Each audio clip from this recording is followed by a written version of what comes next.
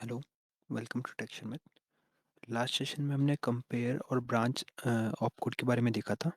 अब हम देखेंगे कंडीशनल इन्वोक्ड सबरूटीन ऑपकोड के बारे में। ठीक है, तो यहाँ पे इसका शॉर्ट फॉर्म रहेगा CAS XX। तो मैंने यहाँ पे प्रोग्राम क्रिएट किया है, हम वो प्रोग्राम देखते हैं। तो सबसे पहले तो मैंने 3 वेरिएबल डिक्लेयर किए, num1 num2 और आउटपुट। इसमें इसका आप डिक्लेरेशन देख सकते हो। num1 वेरिएबल का नेम है, डिक्लेरेशन टाइप एस, लेंथ इसकी 5 और इंटरनल डेटा टाइप है एस और पोजीशन 0। तो अगर आपको वेरिएबल डिक्लेरेशन वगैरह में कुछ इश्यू है तो आप पुराने सेशन देख सकते हो, उसमें मैंने बताया हुआ है। इस सेशन से हम मेन जो टॉपिक है वही डिस्कस करेंगे। और वेरिएबल डिक्लेरेशन की अगर आपको नीड है तो आप कमेंट में बता सकते हैं, मैं उस पर आपको एक सेशन प्रोवाइड कर दूंगा एक और। वैसे प्रीवियस सेशन में हमने उसको डिस्कस किया हुआ है। तो यहाँ पे 3 वेरिएबल के बाद में एक हमारा वेरिएबल जो है वो आउटपुट है, करेक्टर 30 का है वो, आउटपुट नेम है उस वेरिएबल का। ठीक है, तो उसके बाद में हम यहाँ पे क्या कर रहे हैं, ये हमारा डी स्पेक था डिक्लेरेशन के लिए। सी स्पेक में हम क्या कर रहे हैं, num1 में 5 डाल रहे हैं, num2 में 200 डाल रहे हैं। ठीक है, और ये आप अभी कर देते हैं इसको 50 और 20। ठीक है, तो इवैल हम ऑपकोड यूज़ कर रहे हैं वैल्यू असाइन करने के लिए। तो ऑपरेशन वाला ब्लॉक होता है, उसमें हम हर ऑपकोड को लिखते हैं।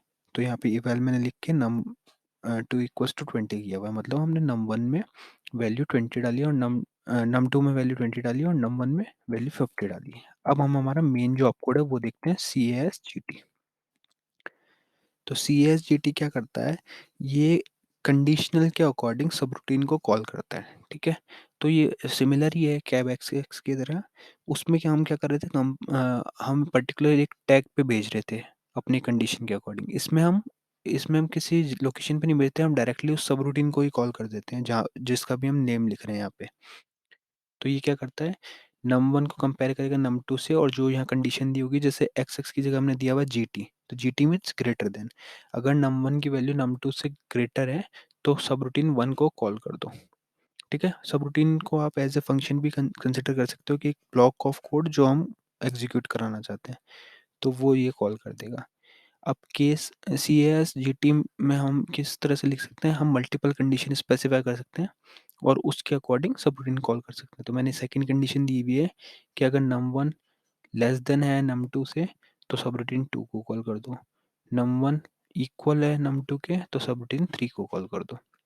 और लास्ट में हमने एक डिफ़ॉल्ट के लिए रखा हुआ है CAS कि अगर ऊपर वाली तीनों कंडीशन ही कोई ऐसी होता है कि वो तीनों सेटिस्फाई नहीं होती, तो आप ये बाय डिफ़ॉल्ट सब 4 को कॉल कर दो। और फिर हमने C से सेट ऑन किया हुआ है LR, मतलब लास्ट रिकॉर्ड को ऑन किया हुआ है। ठीक है, तो यहाँ तक तो हमारा मेन लॉजिक था।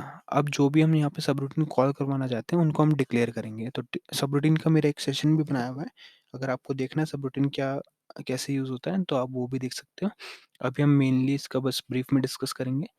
तो यहाँ पे मैंने क्या किया, सी स्पेक में सब रूटीन को हम डिक्लेयर करते हैं। स्टार्ट करने के लिए हम कमांड ऑपकोड यूज़ करते हैं बैगएसआर। तो इस पर अगर F4 लेंगे तो ऑपरेशन में हमने डाला हुआ है बैगएसआर और फैक्टर में सब रूटीन का नेम। तो यहाँ से हमारा सब रूटीन स्टार्ट हुआ। उसके बाद में हमने इवैल ऑपकोड के थ्रू आउटपुट में ये लिख दिया कि सब रूटीन 1 इन्वोक, मतलब ये वाला सब रूटीन इन्वोक हुआ, कॉल हुआ। और फिर इसको हमने आउटपुट को डिस्प्ले कर दिया। और लास्ट में एंड एसआर हम करते हैं सब रूटीन का एंड करने के लिए। तो ये हमारा एक ब्लॉक ऑफ कोड हो गया जो सब वन नेम से कॉल होगा। और जैसे सब वन कॉल होता है तो ये हमारा प्रिंट हो जाएगा सब रूटीन 1 इन्वोक्ड। इसी तरीके से हमने सब टू बनाया हुआ है, उसमें वैसे दिया हुआ सब रूटीन 2 इन्वोक्ड, इस तरह से 3 बनाया हुआ है और 4 बनाया हुआ है। तो अब अपनी कंडीशन के अकॉर्डिंग देखते हैं हम कौन सा कॉल होगा। तो हमने क्या किया, पहले और यहाँ पे एंड CS करते हैं कि ये कंडीशन हम एंड कर रहे हैं। तो CASGT से स्टार्ट हो रहा है और यहाँ पे हम इसको एंड कर रहे हैं। ठीक है, तो अब आप देख सकते हो जैसे num1 में हमारे 50 और num2 में 20 है। तो ये पहली कंडीशन ट्रू हो गई कि num1 is greater than num2। तो ये सब वन को कॉल करेगा। अब इसको कॉल करके देखते हैं आउटपुट क्या आ रहा है। तो ये देखो सब रूटीन 1 इन्वोक्ड। ठीक है, इस केस में हमारा सब रूटीन 1 कॉल हुआ। तो मैं इसको लेस देन कर देता हूँ, मतलब यहाँ पे हम इसको 200 कर देते हैं। तो अब हमारा सब रूटीन 2 कॉल होना चाहिए, बाकी सब रूटीन कॉल नहीं होंगे, सब रूटीन 2 ही कॉल होगा। तो ये देखो सबरूटीन टू इन्वोक्ड। तो इस तरीके से अगर ब्लॉक ऑफ कोड हम पर्टिकुलर कंडीशन के अकॉर्डिंग एग्जीक्यूट करवाना चाहते हैं, तो हम ये यूज़ करते हैं CAS, GT, CSLT और CSEQ, और डिफ़ॉल्ट के लिए हम रखते हैं CAS, और एंड करने के लिए इसको करते हैं इस कंडीशन, मतलब जो हमारा ऑप कोड को एंड करने के लिए हम एंड CS लिखते हैं, ठीक है? तो इस तरीके से अगर आपकी कोई भी रिक्वायरमेंट है जहाँ आप अपने 2 वेरिएबल को कंपेयर करके और फिर उसके कंडीशन के अकॉर्डिंग किसी सबरूटीन को कॉल करना चाहते हैं, तो वहाँ आप CS ऑपकोड यूज़ कर सकते हो। तो ये सिमिलर होता है कैब एक्सेस के, बस इसमें डिफरेंस यही है, वहाँ पे हम पर्टिकुलर किसी टैग पे भेजते हैं और यहाँ पे हम पर्टिकुलर डायरेक्टली सबरूटीन को ही कॉल कर देते हैं। अगर आप नॉर्मली देखा होगा आपने कि सबरूटीन को एग्जीक्यूट करने के लिए हम EXSR यूज़ करते हैं। अगर जैसे इसको मैं कहीं विदाउट कंडीशन कॉल करना चाहता हूँ, तो मैं EXSR सबरूटीन का नेम लिख दूँगा। पर यहाँ पे हमारे को वो लिखने की ज़रूरत नहीं है, हम डायरेक्टली ही कॉल कर देंगे।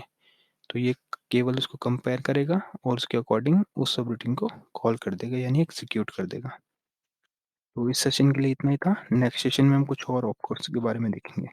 सो thank you for watching take